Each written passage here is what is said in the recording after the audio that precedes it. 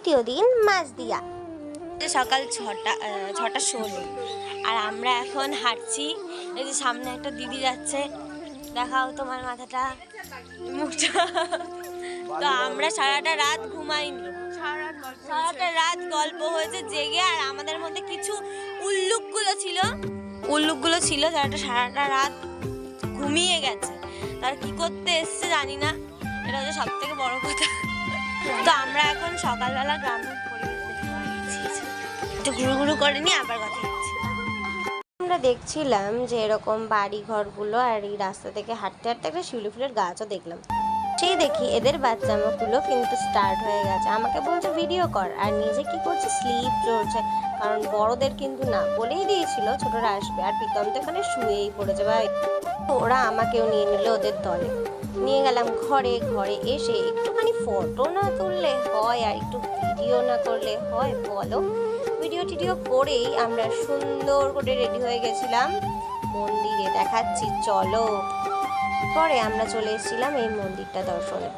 দেখতে ছোট মনে হলেও কিন্তু এই মন্দিরটা অনেক বড়। এটা এশিয়ার দ্বিতীয় বৃহত্তম শিব মন্দির। এখানে একটা বৈশিষ্ট্য হলো শিবের যে মূর্তিটা এখানে দেখতে পাচ্ছ, সেটা প্রত্যেক বছর 1 ইঞ্চি করে বাড়ে। আর ওখানকার সিঁড়িগুলোতে যেখানে লোকজন দাঁড়িয়ে আছে সেটাও 1 ধাপ করে বাড়াতে হয়। এটাই হচ্ছে এই শিব মন্দিরের প্রধান বৈশিষ্ট্য। তো ঘুরে খুবই ভালো লেগেছিল। তারপর বেরিয়ে দেখি আর একটা মন্দির পাশেই আছে। আমি এখানকার জায়গাগুলো দেখতে দেখতে কি সুন্দর লাগে, তাই না? শাঁখও বানানো আছে।